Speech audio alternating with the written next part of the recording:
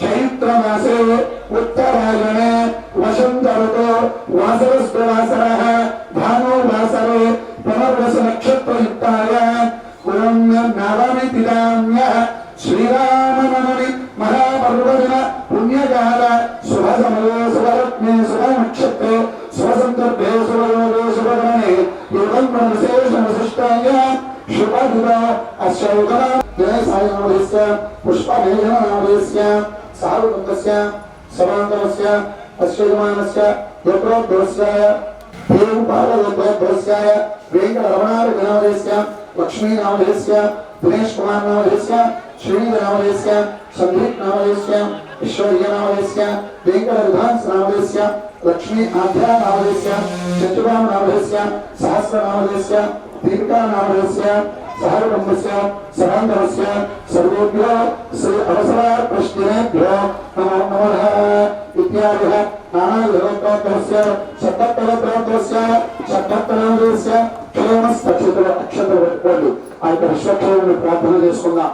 ఓం శుభ్రేవం సహజత్వం మహోత్సవప్రయోజమానస్య ఇష్టకామ్యార్థవశుభ్యర్థం రాజసూయాశ్వమేధాది సకలయాగఫల ప్రాప్త్యర్థం అస్మిన్ గ్రామే కృతవశీనా బ్రాహ్మణానామేవేదాంగాది సమస్త విద్యాసమేతానాం సంయుత ఉపాసనాదినాగప్రియానాం तत्प्रियासिद्ध्यर्थं तत्कुर्वन्नस्तारमन्दिरो अर्घ्यं समर्पयामि पदारमन्दिरो पाठ्यं समर्पयामि ओम युधं कृष्णप्रस्तराङ्गं सुरे ओम श्री समर्पयामि वस्त्रमार्धं वस्त्रं समर्पयामि व्यवस्थाः सरसराङ्गुरुषादेवो अभियङ्गावत्तदेवो हिरण्य रस्तां तरुणा देवसोमः तान् समर्पयामि अक्षत्रवेन् दिव्य श्री चन्दनं समर्पयामि ओम दिव्य श्री चन्दनं गन्धम् गंगानी नेలలో కలిపి అక్కడ అందరూ ఉన్నామా గంగాని చల్లండి దివ్య శ్రీ గంగారం గంధ కప్పే శ్రీరంగ శ్రీదేవ స్వక్షేణాయ సహైనారాయ సమేత శ్రీదేవ స్వక్షేణ దివ్య దేవతాభ్య నమో నమః స్వామినః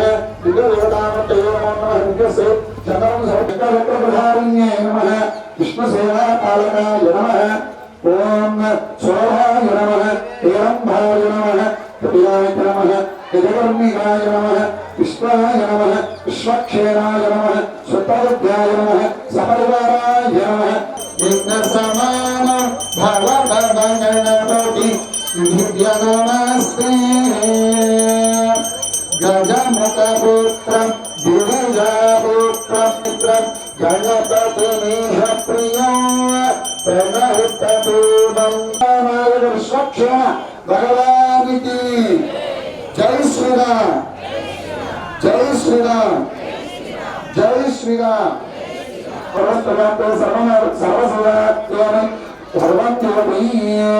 ओम तत्पुरुषाय विद्महे विष्णुसेवानायकाय धीमहि तन्नो विश्वक्षेण प्रचोदयात् ओम नितश्री विश्वक्ष दिव्यदेवताय नमः सपरिवाराय समेताय शिवदे विश्वक्षेणाय नमो नमः स्वामिनः विदोक्त दिव्यश्री सुवर्णवस्त्रान् समर्पयामि कलकद्वयाय विश्वक्षेणाय विदोषिष्यामि आत्मरक्षण नमस्कारान् समर्पयामि छत्रोपचार चामरोपचार सर्वोपचार पूजां समर्पयामि सर्वं श्री विश्वक्षेण पदारविन्दो अर्पणमस्तु छत्रं समर्पयामि शुभो भव सुप्रसन्नो भव शिराशनं कुरु अत्यंत आनन्दपूर्णावसिद्धत्वेन सर्वायोगाय श्रीमते विश्वक्षं स्वागतं स्वाहनं सुरक्षिततीरुत्र परिवार समेताय नमः इति श्री रक्षाबंधन स्वामी दिव्य देवतायामि ओम सुप्राबंधन रक्षाबंधन स्वामी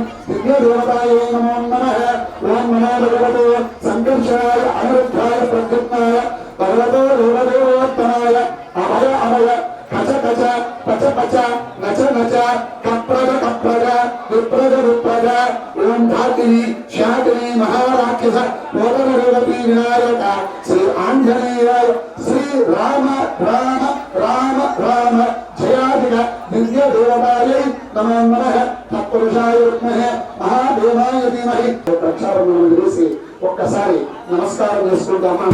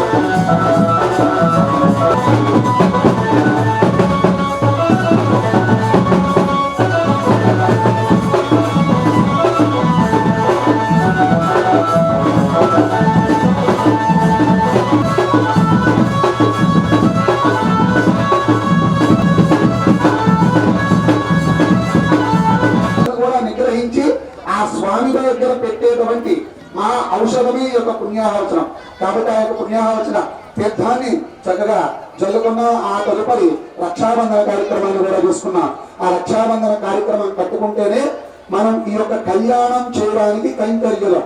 అంతేకాకుండా రక్షాబంధనం లేకుండా ఎవరు కూడా కళ్యాణంలో తదుపరి కార్యక్రమాలు చేయలేరు. మామూలుగా 5 రోజుల యొక్క వివాహం చేసేవాళ్ళు, చెప్పారుగా వసంతోత్సవాలు. అలా వసంతోత్సవాలు చేసేటప్పుడు మొదటి రోజు కంకణం కట్టుకునేవారు. అలా కంకణం కట్టుకున్న వారు జై శ్రీరామ్ జై శ్రీరామ్. ఎక్కడ రామనామం నిరంతరం వినబడుతూ ఉంటుందో అక్కడ సమస్తమైన దోషాలు తొలగిపోతాయి. ఈ భవము అనే రోగానికి దివ్యమైన ఔషధం శ్రీరామ నామం. అందుకే శ్రీరామ రామ రామేతి రమే రామే మనోరమే సహస్రనామ తత్తుల్యం రామనామ వరాననే అని సాక్షాత్తుగా పరమశివుడే పార్వతీదేవికి రామం నామ మాహాత్మ్యాన్ని చెప్పినటువంటి విశేషం మనందరికీ తెలుసు. ఈరోజు శ్రీరామచంద్రమూర్తికి సీతమ్మ వారితో కళ్యాణం. ఆ కళ్యాణం మనమెందుకు చేయాలి? లోకం మొత్తానికి నాయకుడు కదా, అఖిలాండ కోటి బ్రహ్మాండ నాయకుడు, లోకమంతటికి తండ్రి. సీతమ్మ లోకమంతటికి తల్లి. వారిద్దరికి వివాహం మనం వచ్చి చేయాలా? వారికి కళ్యాణం చేసే శక్తి మనకి ఉంటుందా? మనం చెయ్యాలి అనుకుంటే చేస్తామా? చెయ్యలేం. మరి ఏం చేయాలి? ఆయన చేసుకోవాలి అనుకుంటేనే కళ్యాణం జరుగుతుంది తప్ప మనం చెయ్యాలి అనుకుంటే జరగదు. అది శ్రీరామచంద్రమూర్తి వైభవం.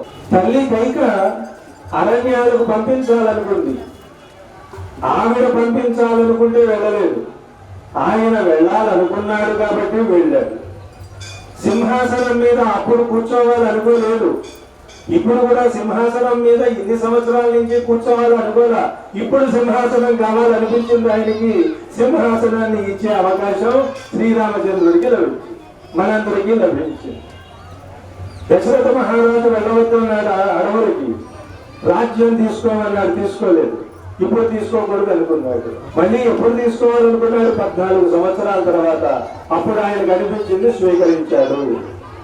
దీన్ని బట్టి మనకి ఏం తెలుస్తోంది అంటే, రామ సంకల్పం ఉంటే ఎంతటి కష్టమైన కార్యమైనా సులభంగా జరుగుతుంది. రామ సంకల్పం లేకపోతే ఇక్కడ చీమ కూడా అక్కడికి వెళ్ళడానికి అవకాశం లేదు. అందువల్ల మనం ఏం చేసినా అది రామానుగ్రహం అనుకుని చేయాలి. మన ఇంటిలో పిల్లలకి మనం ఎలా కళ్యాణం చేస్తామో అలాగే రాముడికి సీతమ్మకి మనం కళ్యాణం చేయాలి. ఇలాంటి అవకాశం ఎప్పుడు రాదండి. తల్లిదండ్రులకి వివాహం చేసే అవకాశం ఎంతమందికి వస్తుంది? ఎవరికైనా వస్తుందా? అసలు రాదు కదా. లోకం మొత్తానికి తండ్రి పరమాత్మ శ్రీరామచంద్రమూర్తి, తల్లి సీతమ్మ తల్లి, వీళ్ళిద్దరికి కళ్యాణం చేసే అవకాశం మనకి లభించింది. సీతాదేవి ఎక్కడ దొరికింది చెప్పండి? సీతాదేవి ఎవరికి దొరికింది? ఎక్కడ దొరికింది అంటే, జనక మహారాజు భూమిని దున్నితే సీతాదేవి దొరికింది. మన దగ్గర కూడా ఒక సీతాదేవి ఉంది. ఎక్కడుంది? మన మనస్సులోనే సీతాదేవి ఉంది.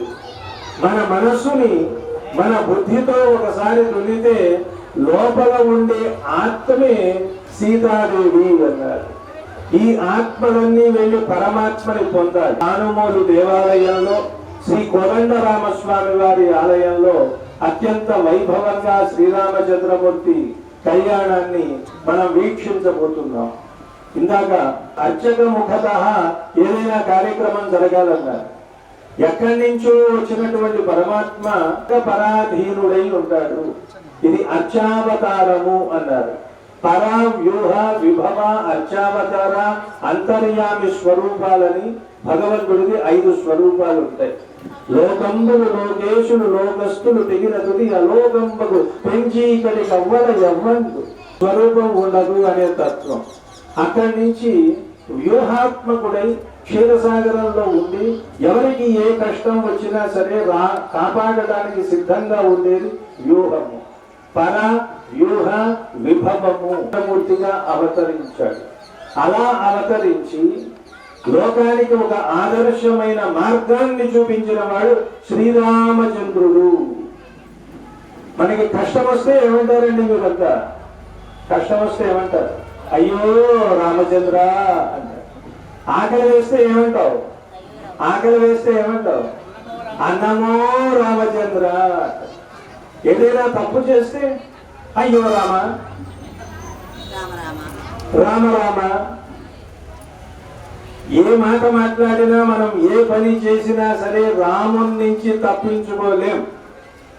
రామ బాణం నుంచి ఎలా అయితే రాక్షసులు తప్పించుకోలేరో మనం కూడా రాముడి నుంచి తప్పించుకోలేము. అందుకే నిరంతరం మనం ఏం చేయాలి? రామ రామ అనాలి. ఏది అనండి ఒకసారి, జై శ్రీరామ్, జై బోలో రామచంద్ర భగవానికి, సీతామాతకి, పవన సుత హనుమానికి. ఇప్పుడు కార్యక్రమంలో మొట్టమొదటి సదస్యం జరిగింది. శ్రీరామ కళ్యాణం అంటే మొక్కుబడిగా చేసే కళ్యాణం కాదండి. అందులో చాలా చాలా విశేషాలు ఉన్నాయి. మీ అందరికీ చాలా సులభంగా సూక్ష్మంగా తక్కువలో చెప్తారు. ఎక్కడి నుంచో వస్తూ ఉంటే మనం స్వాగతం పలకాలి. దానికి సదస్యము అంటారు. దేవతల్ని, సమస్త లోకంలో ఉన్న అందరినీ శ్రీరామ కళ్యాణానికి ఆహ్వానం పలికాం. ఆహ్వానం పలికిన తర్వాత ఎగిరేవాళ్ళు, కూర్చునేవాళ్ళు, ఫోటోలు తీసుకునేవాళ్ళు ఎలా అయితే ఉంటారో, క్రమశిక్షణ లోపించినప్పుడు విశ్వక్సేనుల వారిని పిలుస్తాం. యస్య విరదవక్రాద్యాః పారిషద్యాః పరశ్యతం విఘ్నం నిఘ్నంతి సతతం విశ్వక్సేనం తమాశ్రయే. విశ్వక్సేనుడు చేతిలో ఒక బెత్తం ఉంటుంది. ఆ బెత్తంతో మొత్తం అంతా అదిలిస్తూ ఉంటాడు. అలా విశ్వక్సేనుల వారిని ఆవాహన చేశాం. ఆ తరువాత జాతా శౌచం, మృత శౌచం, మృతా శౌచం ఇలాంటివి కొన్ని ఉంటాయి. అంటే పుట్టినప్పుడు వచ్చేటటువంటి మైల అంటారు, మరణించినప్పుడు మైల అంటారు. ఎలాంటి అశౌచాలు వచ్చినప్పటికీ కూడా శ్రీరామ కళ్యాణం చేసుకోవచ్చు అని శాస్త్రం చెప్తోంది. ఎవరైనా సరే కళ్యాణంలో పాల్గొనవచ్చు. వాటన్నింటినీ పోగొట్టడం కోసమే పుణ్యాహవాచన కార్యక్రమం అంటారు. పుణ్యాహవాచనం కలశం ఉంచిన జలంలో సుదర్శన ఆళ్వారుల్ని ఆహ్వాన చేస్తారు. సుదర్శనుడు ఎందుకు అంటే రక్షణ. ఈ కార్యక్రమం నిర్విఘ్నంగా జరగాలి అంటే విశ్వక్సేనుల వారు బయట ఉండి రక్షిస్తూ ఉంటారు, సుదర్శనుల వారు ఆలయ ప్రాంగణంలో ఉండి రక్షిస్తూ ఉంటారు. అందువల్ల పుణ్యాహవాచన కార్యక్రమం అయిన తరువాత కంకణ ధారణ చేస్తారు. అంటే ఎక్కడి నుంచో వచ్చిన స్వామి ఇక్కడ కూర్చొని మనం ఇచ్చేటటువంటి ఈ సత్కారాన్ని, ఈ కళ్యాణ విశేషాన్ని ఆయన స్వీకరించాలి అని ఆయన సంకల్పించవయ్యా అని మనం కంకణాలు కట్టుకుని ఆయన కూడా కంకణాన్ని కట్టి ఆయన్ని ఈ కళ్యాణం అయ్యేంత వరకు ఇక్కడి నుంచి వెళ్ళడానికి వీల్లేదు సుమా అని మనం శాసనం చేసినట్లుగా కూర్చోబెడుతున్నాం. ఇది కంకణ ధారణలో ఉండే అత్యద్భుతమైన పరమార్థం. ఎవరైతే కంకణాన్ని ధరిస్తారో కంకణతి ఇది కంకణం అన్నారు. కమ్ అంటే ఒక మధురమైన ధ్వనిని చేస్తుంది, చేతికి ధరించేది. ఇదేం చేస్తుంది అంటే సుఖాన్ని కలుగజేస్తుంది. ఒక సత్సంకల్పాన్ని మనం పూని ఆ సత్కార్యాన్ని చెయ్యాలి అనుకున్నప్పుడు దానికి నేను పూర్తిగా కట్టుబడి ఉంటాను, మధ్యలో వెళ్ళిపోను. మేమంతా కంకణాలు కట్టుకున్నామంటే మీ వల్ల కట్టుకున్నాం, మీ తరపున కట్టుకున్నాం. కాబట్టి కళ్యాణం పూర్తయ్యేంత వరకు వెళ్ళిపోవడానికి వీలు లేదు అని స్వామివారే అక్కడ కూర్చున్నప్పుడు మనం కూడా కంకణబద్ధులమై ఈ కార్యక్రమాన్ని నిర్విఘ్నంగా జరిపించాలి అని దానిలో ఉన్నటువంటి ఆంతర్యం. ఎందుకంటే ఇక్కడ స్వామి రూపం అత్యంత విశిష్టమైనది. చూడండి, ఎవరైనా మేము భద్రాచలం వెళ్ళి అక్కడ నేరుగా కళ్యాణంలో పాల్గొనలేకపోతున్నాం అనే ఏదైనా ఒక చిన్న లోటు ఉంటే ఆ లోటుని మీరు కానుగోలు గ్రామానికి వచ్చి స్వామి కళ్యాణంలో పాల్గొంటే ఆ లోటు మీకు తీరిపోతుంది. ఎందుకంటే చూసారా మూర్తి అక్కడ వామాంక స్థిత జానకి పరిలస కోదండదండం హరే అన్నట్లుగా సీతమ్మ వారిని తన తొడ మీద కూర్చోబెట్టుకున్నటువంటి మూర్తి అత్యంత ప్రాచీనమైన మూర్తి. అది భద్రాచలంలో తప్ప మళ్ళీ ఇంకెక్కడ మనకి దర్శనం ఇవ్వదు. అదే మూర్తికి ఇక్కడ కళ్యాణం జరుగుతోంది అంటే భద్రాచల శ్రీరామచంద్రమూర్తికి ఎటువంటి వైభవోపేతమైన కళ్యాణం జరుగుతుందో అదే కళ్యాణం ఇక్కడ జరుగుతుంది. మీరంతా కరతాళ ధ్వనులతో జై శ్రీరామ్, జై జై శ్రీరామ్, జై శ్రీరామ్ అన్నప్పుడు అయితే కరతాళ ధ్వనులు చేయాలి, లేదా రెండు చేతులు పైకెత్తి జై శ్రీరామ్ అనాలి. ఏదొక్కసారి జై శ్రీరామ్.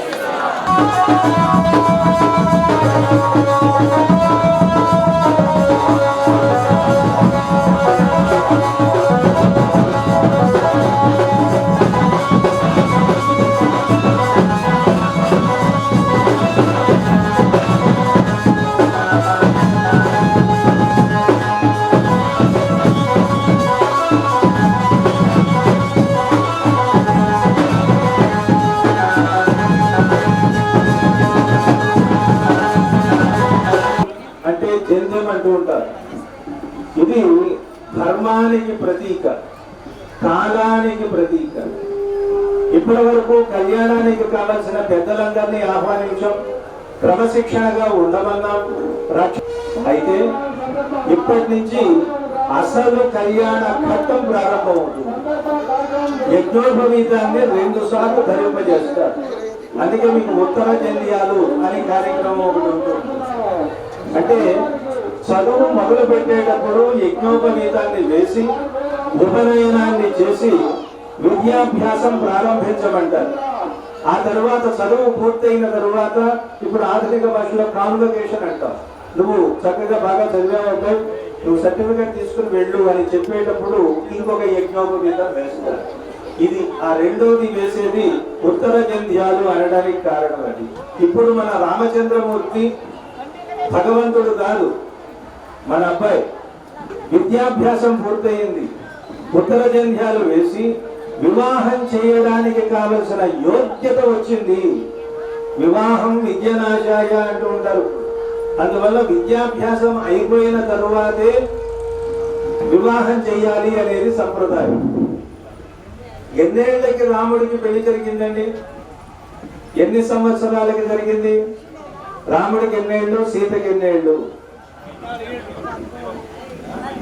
12 సంవత్సరాలు. విలంబినామ సంవత్సరంలో రామచంద్రుడు పుట్టాడని. విలంబికి సౌమ్యకి చూడండి తెలుగు అంటే వాల్మీకి రామాయణం ఆధారంగా చాలా చాలా పాఠాంతరాలు ఉన్నాయి, రకరకాలుగా ఉంది. 25 సంవత్సరాలు అంటే 14 సంవత్సరాలని 16 నుంచి ఏదైనా 12 నుంచి 16 ఎవరు చెప్పినా, కానీ తెలుగు వారి పద్ధతిలో చెప్పినట్లయితే రాముడు విలంబినామ సంవత్సరంలో పుట్టాడు. అది 32వ సంవత్సరం, 60 సంవత్సరాల్లో. పెళ్లి ఎప్పుడు జరిగింది అంటే సౌమ్యనామ సంవత్సరంలో జరిగింది. అక్కడి నుంచి 12 సంవత్సరాలు సరిగ్గా ఉంటుంది. సీతమ్మ వారేమో శుభకృన్నామ సంవత్సరంలో పుట్టింది. విలంబి నుంచి శుభకృతికి 4 సంవత్సరాలు తేడా. అంటే ఇప్పుడు వయసు తెలిసిపోయిందా? రాముడికి 12 ఏళ్ళు, సీతమ్మ వారికి 8 ఏళ్ళు. అది అందువల్ల పాపం ఏమీ తెలియదు కదండి. 12 ఏళ్ల పిల్లవాడికి ఏం తెలుస్తుంది? ఇప్పుడే యజ్ఞోపవీతం వేసి బాబు నీకు వివాహం చేయడానికి కావలసిన యోగ్యత లభించింది. అలాగే సీతమ్మ వారికి కూడా నడుముకి యోగృబంధనం అని చేస్తారు. ఇది ఎందుకంటే డాక్టర్స్ ఉన్నారు మాకు ఇక్కడ, రామకృష్ణ గారు అలాగే నాగేశ్వరరావు గారు, వైద్య శాస్త్రానికి సంబంధించింది ముఖ్యంగా ఆడపిల్లలకి గర్భానికి సంబంధించినటువంటి దోషాలన్నీ తొలగిపోవడం కోసం ఆ యోగృబంధాన్ని చేసి ఆ దోషాలన్నీ పరిహరించడం కోసం దర్భతో ముఖాన్ని ఒకసారి తాకిస్తారు. దానివల్ల ఏమిటంటే ముఖంలో ఒక రాక్షసు ఉంటుందట, గర్భంలో రుద్ధ అనే ఒక రాక్షసు ఉంటుందట. అది రకరకాలైనటువంటి రోగాల్ని కలిగించే కారణం అవుతుంది. కాబట్టి ఆ దోషం పోవాలని ముఖంలో ఉన్నటువంటి ఉన్ముఖి అనే ఒక రాక్షసు ఉంటుంది, ఆ దోషం పోవాలని దర్భని ముఖానికి స్పృశింపజేసి యోగృబంధం అది చేస్తారు. ఈ రెండు చేసినప్పుడు మాత్రమే రాముడు పెళ్లి కొడుకుగా పెళ్లి పీటల మీద కూర్చోవడానికి యోగ్యతని సంపాదించుకుంటాడు. అలాగే అమ్మవారికి కూడా యోగ్యత వస్తుంది. ఆ కార్యక్రమాన్ని ఇప్పుడు మనం జరిపించుకున్నాం. ఆ తర్వాత కార్యక్రమం వెతకాలి కదా, దానికే కన్యావరణము. మా దగ్గర యోగ్యుడైన ఒక అబ్బాయి ఉన్నాడు, మీ ఎరుకలో మీ బంధుగణంలో ఎవరైనా ఉంటే చెప్పండి అని మనం అడుగుతూ ఉంటాం కదా. అలా అడిగే ప్రక్రియకే కన్యావరణము అని పేరు. మనం శ్రీరామచంద్రమూర్తి కళ్యాణం అంటే ఏదో చేసేస్తాం, ఏదో వచ్చేస్తాం, కానీ మనం మనస్సు పెట్టి ఆలోచన చేస్తే సాధారణంగా వివాహాలు ఎలా జరుగుతాయో అదే పద్ధతిలో ఇక్కడ జరిపిస్తాం. వరుడి కోసం కన్యని వెతకడం, అలాగే ఆ కన్యకి తగిన వరుణ్ణి వెతకడం, ఈ రెండింటిని ముఖ్యంగా ఈ కార్యక్రమంలో మనం చూస్తాం. సంకల్పపూర్వక కన్యాదానం కార్యక్రమం కరిష్యే. అస్య శ్రీమదాదినారాయణస్య అచింత్య పరిమిత శక్త్యా ప్రమాణ పరిభ్రమమాన అనేవస్య సప్తసప్తలోకస్యాదో భాగో మహానారాయణ ఫణిరాజ రాజశేషస్య సంకల్పము అంటారు. మహాసంకల్పం మనం ఎందుకు చెప్పుకోవాలి? అఖిలాండ కోటి బ్రహ్మాండ నాయకుడైన స్వామి మనందరి కోసం వచ్చాడు. ఆయన ఎక్కడున్నాడు మనకి తెలుసా? ఆయనకి మనం తెలియజెప్పాలి అంటే సమస్తమైన అంతరిక్షంలోనూ పైన ఎన్ని లోకాలు ఉన్నాయో మనకి తెలియదు. అందువల్ల భూలోకానికి వచ్చిన తర్వాత ఇక్కడ ఏ ఏ నదులు ఉన్నాయి, పర్వతాలు ఉన్నాయి, ఎన్ని లోకాలు ఉన్నాయి, వాటన్నింటినీ దాటి ఫలానా దేశంలో, ఫలానా ప్రాంతంలో, ఫలానా చోట ఉన్నటువంటి పరమాత్మ, ఆ పరమాత్మకి మనం కళ్యాణం చేస్తున్నామని చెప్పడం అంటే ఇది ప్రపంచం మొత్తం అందరూ ఒకటే అని చాటి చెప్పే విశ్వ మానవ జాతీయ గీతానికే మహాసంకల్పము అని పేరు పెట్టారు మన వాళ్ళు అంతకుముందు. అలాంటి మహాసంకల్పాన్ని చెప్పుకొని అంతకుముందు ఒక ప్రవర చెబుతారు. అనుకున్నాం మనం కన్యావరణము, కన్యను కోరటం. ఎలాంటి కన్యను కోరాలండి అంటే కన్యాం కనక సంపన్నాం, మంచి బంగారం అంతా అలంకరించినటువంటి కన్యని మాత్రమే కోరాలి. మా అమ్మాయే బంగారం అండి అన్నాడు జనక మహారాజు. ఒకేసారి 4 పెళ్ళిళ్ళు కలిసి వచ్చేలాగా చేశాడు మహానుభావుడు. సీతాదేవికి రామచంద్రుడికి చేస్తే సరిపోతుంది కదా, పనిలో పని ఊర్మిళాదేవికి చేశాడు. అలాగే తన తమ్ముడిని కూడా పిలిచి, తమ్ముడికి 2 కుమార్తెలు ఉంటే వాళ్ళకు కూడా 2 పిల్లలు ఉన్నారు కదా, వాళ్ళు మాట్లాడుకున్నారో ఏమిటో. రాముడు లక్ష్మణుడు వెళ్తూ ఉంటే మీరు కూడా రండి అన్నాడు దశరథ మహారాజు. శంఖ చక్రాల్లాగా ఉంటారు చూసారా? ఎవరు? శత్రుఘ్నుడు, భరతుడు శత్రుఘ్నుడు. మనం ఎవరినైనా పిలిచి ఏదైనా సత్కారం చేయాలనుకోండి, మెడలో దండ వేసి వెళ్ళిపోండి అంటామా? కాదు. ఇంకా ఏమైనా ఉంటే చేతికి ఆభరణాలు, ఇంకా శాలువా కప్పడం, ఇలాంటివి చేయాలి తప్ప ఏదో ఒకే సత్కారం చేయకూడదు. శ్రీరామచంద్రమూర్తి మన శరీరం అనుకుంటే, మన శరీరం ఏమిటది? వైష్ణవ శరీరం అన్నారు. విష్ణువే ఒక రూపం దాలిస్తే శ్రీరాముడు శిరస్సు, లక్ష్మణుడు, భరతుడు, శత్రుఘ్నుడు వీళ్ళు అవయవాలు. అందువల్ల శిరస్సుకి మాత్రమే సత్కారం చేసి మిగిలిన వాటికి సత్కారం చేయకుండా వదిలివేయడం అనేది ధర్మం కాదు. కాబట్టి అంటే రాముడు, లక్ష్మణుడు, భరత శత్రుఘ్నులు వేరు కాదు. అందువల్ల రాముడికి ఒక్కడికి కళ్యాణం చేస్తున్నాం అనుకోవడం పొరపాటు. ఆ రాముడిలోనే లక్ష్మణుడు ఉన్నాడు, భరతుడు ఉన్నాడు, శత్రుఘ్నుడు కూడా ఉన్నాడు. అందువల్ల ఒకేసారి 4 వివాహాలు, 4 కళ్యాణాలు జరుగుతున్నాయి. చూసారా?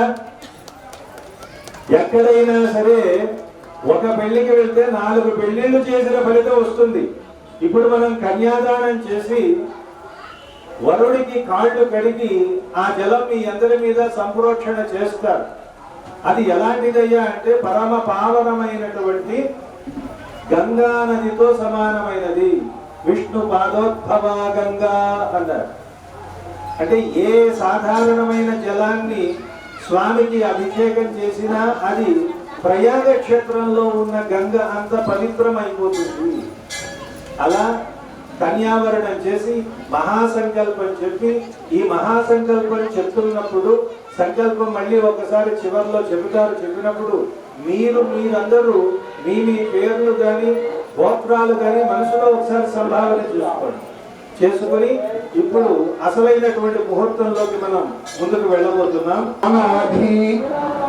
అవిద్య వాసనయ ప్రవర్తమానే అస్మిన్ మమ సంసార చక్రే మహతి నామయోనిషు జనిత్వా కేనాపి భాగ్య విశేషణ విధానం మనుష్య జన్మ ప్రాప్తవతః మమ జన్మ ప్రవృత్తి ఏతత్ క్షణ పర్యంతం కృతానాం నవవిధానాం మహాపాతక ఉపపాతక అధీనా సద్యః అపనా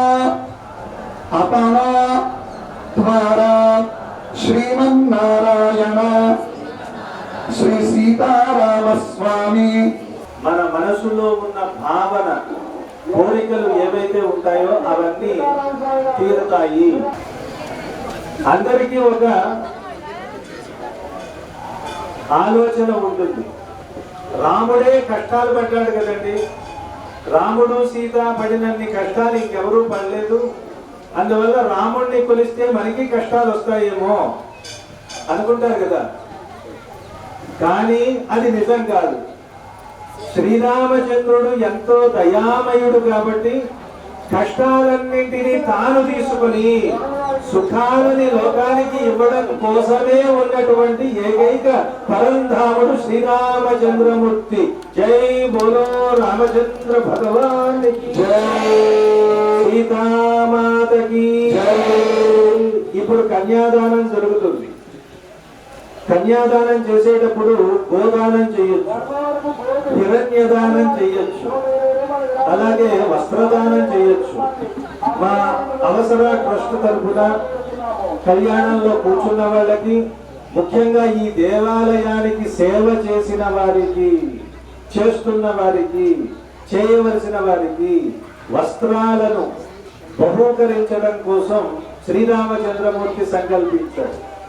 అలాగే పిల్లలు చదువుకోవడానికి వాళ్ళకి పలకలు, బలపాలు, పుస్తకాలు ఇత్యాదులన్నింటినీ ఇచ్చి ఈ గ్రామంలో ఎంతో వైభవంగా ఉన్న సాక్షాత్తు భద్రాచలం మూర్తి ఇక్కడ మళ్ళీ వెలిశారా అన్నట్లుగా ఉన్న రూపంతో కళ్యాణాన్ని జరిపించుకుంటూ, మామూలుగా వివాహాలు జరిగినప్పుడు మనం ఎన్నో బహుమానాలు ఇస్తాం.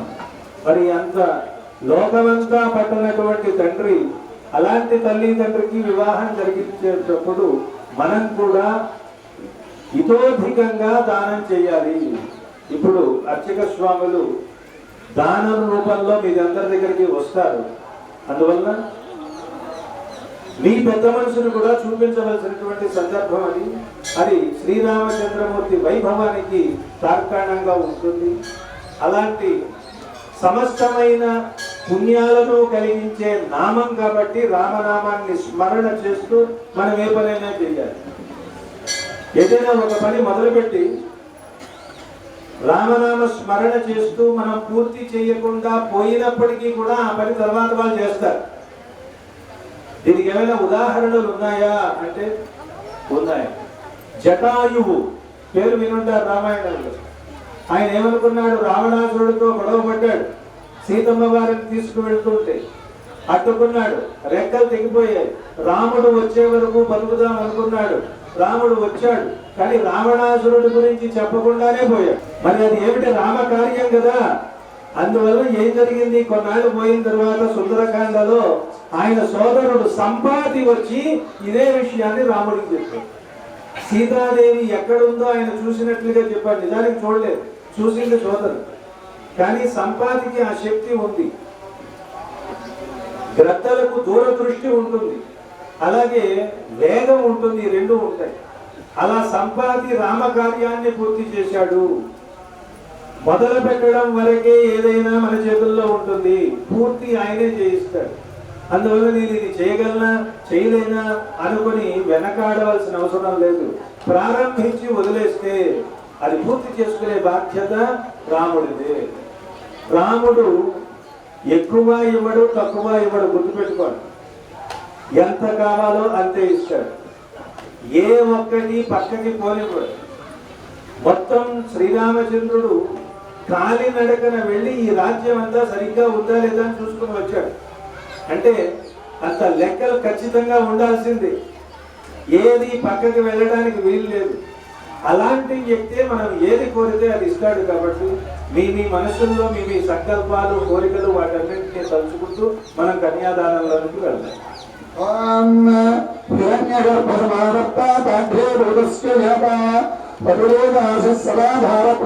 రామచంద్రమూర్తి గోత్రం వశిష్ఠ గోత్రం. వశిష్ఠ మహర్షి వాళ్ళ కులదైవం కాబట్టి వశిష్ఠ గోత్రోద్భవస్య, వశిష్ఠ గోత్రంలో ఉద్భవించిన స్వామి. ఆయన తండ్రి పేరు దశరథ మహారాజు. దశరథ మహారాజు గారి తండ్రి గారి పేరు అజ మహారాజు. ఆయన తండ్రి గారి పేరు నాభాగ మహారాజు. పెద్దలంతా చెప్తున్నారు. ఒకవైపు వశిష్ఠుడు మొదలైన వాళ్ళంతా రామచంద్ర స్వామి వైపున ఉన్నారు. శతానందుడు ఆయన చెప్పినట్లుగా జరుగుతుంది అక్కడ జనక మహారాజు రాజ్యంలో.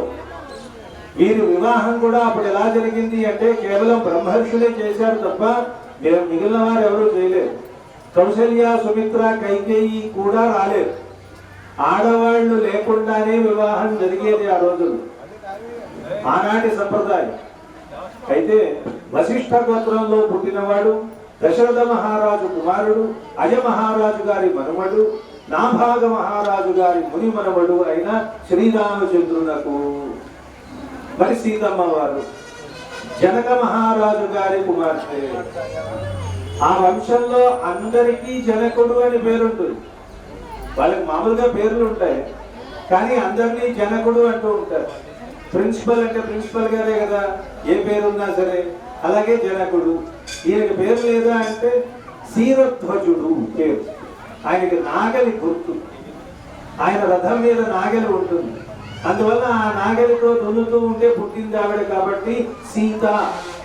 సీత అంటే నాగేటి చాలు అని అర్థం. అంటే మనం నాగేటి చాలు అని పిలిస్తే బాగుండదు కదా, అందుకని సంస్కృతంలో సీత. పిచ్చుకోటి కావాలంటే తెలుగులో నాగేటి చాలు, నాగేటి చాలు అంటే సీతనే అర్థం. అందువల్ల తర్వాత వాళ్ళిద్దరూ సీతారాములు సరస్వక్తులు ఆడుకునేటప్పుడు సీతాదేవి ఒక మాట చెప్పిందట. ఏమిటండి, మీ ఊళ్ళో పాయసం తింటే పిల్లలు పుడతారు కదా, ఒక్కొక్క ఊరికి ఒక్కొక్క ప్రత్యేకత ఉంటుంది కదా, మీ ఊళ్ళో పాయసం తింటే పిల్లలు పుడతారంట కదా అని సీతాదేవి ఎత్తి పుడిస్తే రాముడు అన్నట్ట, ఓహో మీ ఊళ్ళో నాగలి దున్నితే పిల్లలు పుడతారులే అన్న. అంటే సీత అలాంటి నాగలిని దున్నుతూ ఉంటే పుట్టింది కాబట్టి ఆయనకి శీరధ్వజుడు అని. ఆ శీరధ్వజుని తండ్రి హ్రస్వరోమ మహారాజు గారు, ఆయన తరువాత స్వర్ణరోమ మహారాజు గారు. ఇలా వాళ్ళ వంశ క్రమాన్ని చెప్పి ఒకరికి ఒకరు తగిన వారు అంటూ పెద్దలంతా నిర్ణయించి, ఏమిటి అందరూ అంగీకరించారా? అంగీకరించాము అని చెప్పాలి. చెప్తారా మీరు కూడా? మీకేమైనా అభ్యంతరాలు ఉన్నాయా వారిద్దరికి వివాహం చేయడానికి? లేదు కదా. వృణీమహే చెప్పండి. వృణీమహే. వృణీమహే అంటే మేము అంగీకరిస్తున్నాము. వృణీమహే. ఇలా అందరి అంగీకారంతో ఇప్పుడు శుభముహూర్తంలోకి వెళ్తున్నాం మనం. అయం ముహూర్త సుముహూర్తోస్తు.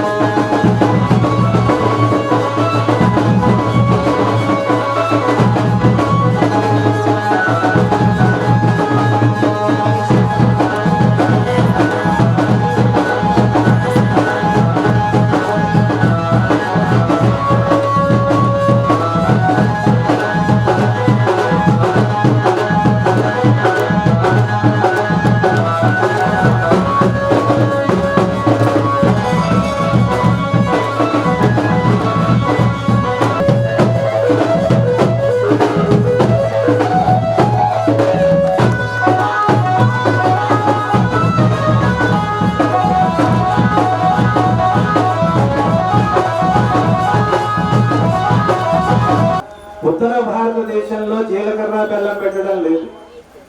నుదిటిన కుంకం పెడితే పెళ్ళైపోయినట్టే.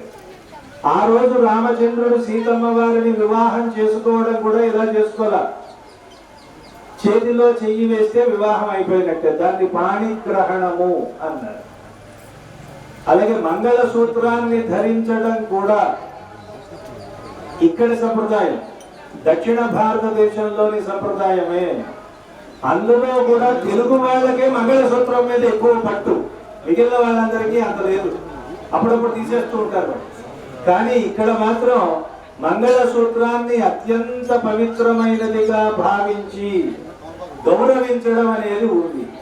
అందుకని శ్రీరామచంద్రమూర్తికి కూడా అది ఇష్టమై ఇదిగో ఇప్పుడు మంగళసూత్ర ధారణ కూడా చేయించుకుంటున్నాడు. అంతకు ముందే చెప్పాను, ఇది వివాహం అంటే కేవలం మన కోసం ఏదో ఒక అమ్మాయికి అబ్బాయికి చేసే వివాహం అనుకుంటాం. కానీ ఆధ్యాత్మికంగా చూసినట్లయితే జీవాత్మకి పరమాత్మతో జరిగేటటువంటి ఒక కళ్యాణం అన్నది. మనలోనే ఉన్న ఆత్మ అనే సీతని తీసుకుని వెళ్ళి పరమాత్మకి సమర్పించడమే కళ్యాణం. అలా జరిగినప్పుడే లోక కళ్యాణం. ఇది నిరంతరం జరుగుతూ ఉండాలి. కాబట్టి ప్రతిసారి మనం ఈ కళ్యాణాన్ని చేసుకుంటూనే ఉంటాం. ఎప్పుడైతే నెత్తి మీద జీలకర్ర బెల్లం పడిందో అప్పటి నుంచి శ్రీరామచంద్రమూర్తి పేరు మారిపోయిందండి. ఇప్పటి నుంచి రాముడు, అయోధ్య రాముడు, సాకేత రాముడు, ఇంకేవో మీకు నచ్చిన రాముళ్ళు అని పెట్టుకుంటే కుదరదు. పేరు మార్చేశారు. చెప్పండి ఏంటి? అప్పే మీకు తెలియదండి. సీతారాముడు అంటే రాముడు ఉందిగా, రాముడికి పేరు లేదు ఇక్కడి నుంచి. ఏమైంది? సీతాపత్య కాదండి, సీతముఖుడు. పెళ్ళయిన తర్వాత వెళ్తూ ఉంటే మిథిలా నగరంలో మళ్ళాంటి వాళ్ళే అందరూ అనుకో సీతముఖుడు సీతముఖుడు సీతముఖుడు అంటున్నారట. రాముడికి కోపం వచ్చింది. ఏంటి నాకు పేరు లేదా? అయోధ్య రాముడు అంటారు, నన్ను సాకేత రాముడు అంటారు, ఏమిటి అంటే అలాగే అక్కడికి వెళ్ళి ఒక పెద్ద ఆవిడని పిలిచి, అమ్మాయి ఇట్లా ఎందుకు ఇలా అంటున్నావంటే అప్పుడు ఆవిడ చెప్పిందంట, నాయనా నువ్వు అయోధ్య రాముడివైనా సాకేత రాముడివైనా నువ్వు మాకు మా సీతముఖుడివే అంది. అంటే రామచంద్రమూర్తి సీతాదేవి అడుగుజాడలలోనే నడిచాడు. సీతాదేవి ముందు లంకకి వెళ్ళకపోతే రాముడు ఎందుకు వెళ్తాడండి? ముందు సీతాదేవి అడవికి తాను వెళ్తాను అని మొక్కుకుంది. తెలుసా మీకు? నాకు గనక రాముడితో వివాహం అయితే నేను అడవికి వచ్చి 14 సంవత్సరాలు వనవాసం చేసి నేను ఒక దీక్ష తీసుకుంటానని ఆవిడ ముందే మొక్కేసుకుంది. ఆ తర్వాత ఈయన పెళ్లి చేసుకున్నాడు కాబట్టి తప్పనిసరి పరిస్థితుల్లో అడవులకు వెళ్ళవలసి వచ్చింది. అర్థమైందా? అందువల్ల సీతాయాశ్చరితం మహత్ అని వాల్మీకి మహర్షి ఊరికే అన్నారు. రామాయణం గురించి చెబుతూ రాముడి కథ అన్నాడు. సీత కథ అన్నా, సీతాదేవి గొప్ప చరిత్ర అన్నాడు. అలాంటి సీతాదేవి ఈరోజు శ్రీరామచంద్రమూర్తి జీవాత్మ కాబట్టి పరమాత్మకి ఐక్యమయ్యేటటువంటి ఈ శుభ సందర్భంలో ఇప్పుడు మంగళాష్టకాలు అయిన తరువాత జీలకర్ర బెల్లం ఈ రెండింటిని శిరస్సును ఉంచారు. మన వివాహ సంప్రదాయంలో జీలకర్ర బెల్లం పెట్టే వరకు అమ్మాయిని అబ్బాయి సారి శిరస్సు మీద బ్రహ్మరంధ్రం మీద చెయ్యి ఉంచి జీలకర్ర బెల్లం పెట్టినప్పుడు ఈ భ్రూ మధ్యలోంచి మన 2 కనుబొమ్మల మధ్యలోంచి ఒక్కసారి మొట్టమొదటిసారి చూసే చూపు వరుడు మీద, వధువు చూపు వరుడు మీద పడాలి, వరుడు చూపు వధువు మీద పడాలి. ఇది ఒక సంప్రదాయం. అందులో ఒక విద్యుదైన్యాన్ని ఒకసారి నీరు వెళ్ళండి. అర్ఘ్యం సమర్పయామి పాదారవిందో పాద్యం సమర్పయామి హిరణ్యవరణ హరిణీం శివన్నరవివస్రభ్యాం చంద్రా ఓం వికృత్యే నమః ఓం విద్యాయ నమః ఓం సర్వభూత హితపదాయ నమః ఓం విభూత్యై నమః తన్నో లక్ష్మీ ప్రచోదయాత్ దాసరథాత్మజాయ విద్మహే సీతావల్లభాయ ధీమహి తన్నో రామచంద్ర ప్రచోదయాత్ ఆంజనేయాయ విద్మహే వాయుపుత్రాయ ధీమహి తన్నో హనుమత్ ప్రచోదయాత్ ఆకాశపతిరంతో యథాగతవిధానం సర్వదేవ నమస్కారం శ్రీ కేశవాన్ ప్రతిగచ్చరి శ్రీ సీతారామచంద్రస్వామి వివాహసమయ శ్రీ మాంగళ్యదాన మహత్వస్మహోత్తకారో శ్రీ మాంగళ్యదాన దేవతాయే దూరవర్త దివ్యశ్రీ శివర్ణ మంత్రపుష్పాన్ సమర్పయామి ఆత్మవిదక్ష నమస్కారం సమర్పయామి చక్రోదకార చామరోదకార సర్వోపచార పూజాన్ సమర్పయామి సర్వం శ్రీ సీతారామచంద్రస్వామి పాదారవిందయో అర్పణమస్తు. చక్రవర్తుడు కంఠంలోనే ఎందుకు కట్టాలి? 3 ముళ్ళే ఎందుకు వేయాలి? 4 వేయొచ్చు కదా. కంఠం కాకపోతే చేతికి కట్టచ్చు కదా. ఉత్తర భారతదేశంలో అసలు మాంగళ్య ధారణే లేదు కదా. అంటే సీత ఎవరు అంటే మనమే. అక్కడ సీతమ్మ వారు, మనమందరూ సీతమ్మ వారితో సమానమైన వాళ్ళమే. అంటే ఈ లోకంలో ఉన్న ప్రతి వస్తువు, ప్రతి జీవి స్త్రీ రూపము. పురుషుడు ఎవరు అంటే శ్రీరామచంద్రుడు. అందుకే ఆయనకి పురుషుడు, పురుషోత్తముడు అని భగవంతుడిని చెప్తారు. మిగిలినదందరూ స్త్రీలే. ఇక్కడ పురుషులు స్త్రీలే, స్త్రీలు స్త్రీలే, వస్తువులు కూడా స్త్రీలే. ఈ జగత్తంతా స్త్రీ రూపము అని. ఈ స్త్రీకి అంటే సీతమ్మ వారికి అంటే జీవాత్మకి 3 గుణాలు ఉండాలి. ఏముండాలి? 3 లక్షణాలు ఉండాలి. ఒకటి అనన్య భోగ్యత్వము. నాకు నువ్వు తప్ప అనుభవించదగిన వస్తువు గాని వ్యక్తి గాని ఇంకొకటి లేదు తప్ప ఇంకా వేరే ఆనందకరమైన విషయం మనకి లేదు. అంటే ఒక భర్త భార్య అని మనం అనుకున్నప్పుడు భార్యకి భర్తే ఎలా సర్వస్వం అవుతుందో అలాగే సీతమ్మ వారికి శ్రీరామచంద్రుడు అలాగే సర్వస్వం అవుతాడు. కాబట్టి దానికి అనన్య భోగ్యత్వము అన్నారు. అనన్య శరణత్వము అంటే భగవంతుడు తప్ప వేరే దిక్కు లేదు. అనన్య శేషత్వము అంటే భగవంతుడితోనే నేను ఎప్పుడూ కూడి ఉంటాను. ఈ 3 గుణాలు చెప్పడానికి 3 ముళ్ళు వేస్తాను. మరి కంఠంలో వేయడం వల్ల ఆంతర్యం ఏమిటి? మరి ఇక్కడ నిజంగా వివాహం జరిగేటప్పుడు పెళ్లి కొడుకు కదా పెళ్లి కూతురు మెడలో తాళి కడతాడు. మరి ఇక్కడ పరమాత్మకి అర్చకులే కడుతున్నారు కదా. ఇది ప్రాచీనమైన సంప్రదాయంలో అసలు అబ్బాయి తాళి కట్టడం ఉండేది కాదు. అప్పుడు కూడా అర్చకులే కట్టేవారు. కొంతమందిలో రాజుల్లో అయితే ఖడ్గానికి మాల వేస్తే పెళ్లి అయిపోయేది. అంటే ఏమిటి? ఒక గురువు ద్వారా ఒక మంత్రాన్ని తీసుకుని కంఠంలో పెట్టుకోవడమే మంగళసూత్ర ధారణ. అంటే అంటే అష్టాక్షరి మంత్రాన్ని మనం కంఠంలో ఒక ఆచార్యుడి ద్వారా మనం పొందుతూ ఇదిగో ఈ పరమాత్మనే మనం నిరంతరం ధ్యానం చెయ్యాలి అని గురూపదేశం పొందటమే మంగళసూత్ర ధారణలో ఉన్న ఆంతర్యం తప్ప తర్వాత అది ఒక పద్ధతి కింద వచ్చింది. అలా ఈ జీవాత్మలన్నీ పరమాత్మకి చేరువ అవ్వాలి, పరమాత్మలో కలవాలి అనే భావనతో ఇప్పుడు మనం మాంగళ్య ధారణని చేయిస్తున్నాం. అమ్మవారికి అయ్యవారు చేస్తున్నట్లుగా అర్చక ముఖంగా చేయిస్తున్నాం. మనంతా కరతాళ ధ్వనులతో ప్రోత్సాహాన్ని అందిద్దాం. ఎంత గట్టిగా కొడతారు చప్పట్లు? అంతేనా? ఎలాగో ఇది మాంగళ్య ధారణ కాబట్టి ఒక్కొక్క విషయం చెప్తారు. మన కుడి చేతిలో 3 అమ్మవార్లు ఉంటారు. మీరు చదువుకుంటారు గుర్తునుకుంటా. కరాగ్రే వసతే లక్ష్మి, కర మధ్యే సరస్వతి, కరమూలే స్థిత గౌరీ. లక్ష్మీదేవి ఎక్కడ ఉంటుందండి చేతిలో అంటే వేళ్ల చివర ఉంటుంది. అందుకే డబ్బులు ఎలా అంటారు? ఏమంటారు? ఎలా లెక్క పెడతారు చెప్పండి? ఇలా లెక్క పెడతారా? లేదు. శాస్త్రం చూడండి ఎంత గొప్పదో. కరాగ్రే వసతే లక్ష్మి, కర మధ్యే సరస్వతి. సరస్వతి చేతికి మధ్యలో ఉంటుంది. కరమూలే స్థిత గౌరీ. పార్వతీదేవి ఇక్కడ ఉంటుందట, ఈ మూలలో ఉంటుంది. శక్తి ఇక్కడ నేను లేవాలంటే ఎలా? వేళ్ళు పెట్టిలేస్తానా? ఏం పెట్టిలేస్తానండి? ఇది శక్తి. అందువల్ల కరమూలే స్థిత గౌరీ ప్రభాతే కరదర్శనం అని మన హస్తాన్ని చూసుకుంటే ఉదయాన్నే 3 దేవతల్ని చూసినట్టే. మరి ఈ చేతిలో ఎవరు ఉంటారండి అంటే దరిద్ర దేవత ఉంటుంది.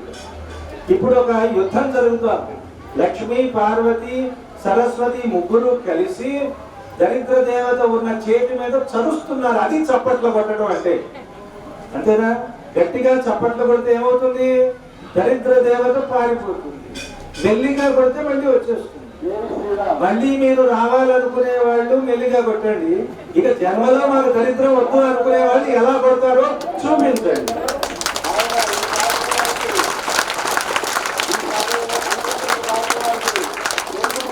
జై శ్రీరామ్.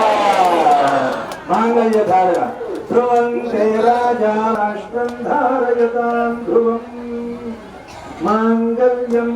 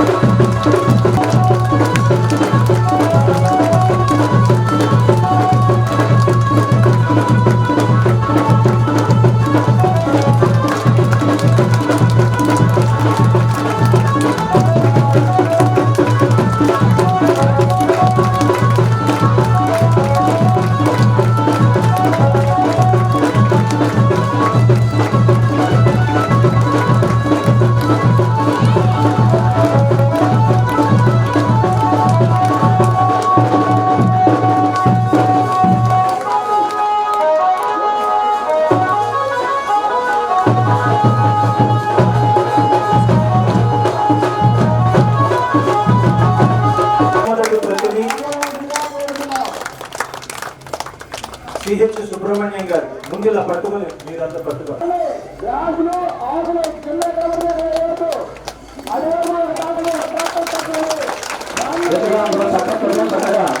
స్వాగతించాలి. ఈ యొక్క కరతాళ ధ్వనులు వీళ్ళందరికీ కూడా స్ఫూర్తి కలిగింది. అందరూ కూడా నిత్యము కూడా చదువుకునే విధంగా సరళమైనటువంటి భాషలో అత్యంత అద్భుతమైనటువంటి తాత్పర్య రీతిలో ఈ యొక్క పుస్తకాలన్నింటినీ కూడా మీ అందరికీ కూడా అందజేయడం జరుగుతుంది. చక్కగా ప్రతిరోజు కూడా దేవాలయాలన్నింటిలో కార్యదర్శిగా ఉండటం. పొన్నూరు ఆంజనేయ స్వామి గుడి తెలుసు కదా మీకు.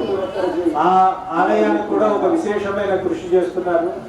బాపట్లలోనే ఒక చోట వినాయక స్వామికి సంబంధించిన ఒక ఆలయాన్ని మా అవసరాల తరఫున మేము సంకల్పించాం. త్వరలో ఆ వార్త కూడా మీకు లభిస్తుంది. ముఖ్యంగా అవసర ట్రస్ట్ ప్రారంభించిన తరువాత ఎందరో మహనీయులు వెన్నంటి ఉండి చేసే మంచి పనికి తోడ్పాటు అందిస్తున్నారు. ఆ అందించడం వల్లనే ఇక్కడ ఈ కార్యక్రమం కూడా చేయగలిగాం. అలాగే నేను పిలిచిన వెంటనే వచ్చినటువంటి మా మిత్రులు బంగారు రామకృష్ణ గారికి, అలాగే డాక్టర్ నాగేశ్వరరావు గారు, మీరు కూడా ఒకసారి, వీరు విజయవాడలో అద్భుతమైన హోమియో వైద్యులు. ఏ మాత్రం ఇచ్చినా వెంటనే తగ్గిపోతుంది, వారి దగ్గరికి మీరు వెళ్ళవచ్చు. అలాగే ఇంకో మిత్రులు మీరు పోలీస్ డిపార్ట్మెంట్ రిటైర్ అయ్యారు, మూర్తి గారు. ఇలా మనం అనుకున్న సంకల్పం మంచిదైతే దానికి అందరూ తోడు ఉంటారు అన్నట్లుగా ఈనాటి కార్యక్రమం ఇక్కడ జరుగుతోంది. మీ పిల్లలైనా మీ మనవాళ్ళైనా ఎవరో ఒకరు చదువుతారు కాబట్టి పుస్తకాలు డొనేట్ చేయడానికి ప్రయత్నించండి. మన యొక్క భారతీయ సంస్కృతిని మెరుగుపరచడానికి అందరూ ప్రయత్నించండి. Thank you.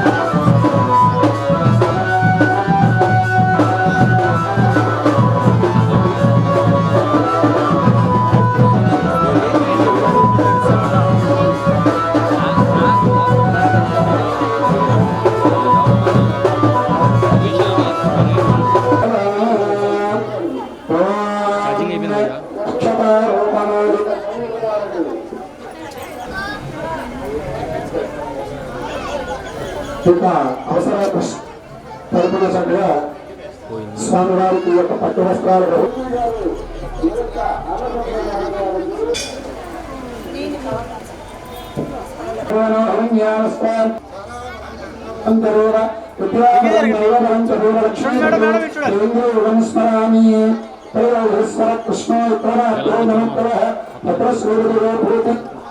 వైభవంగా ఉందో శ్రీరామ సింహాసనం.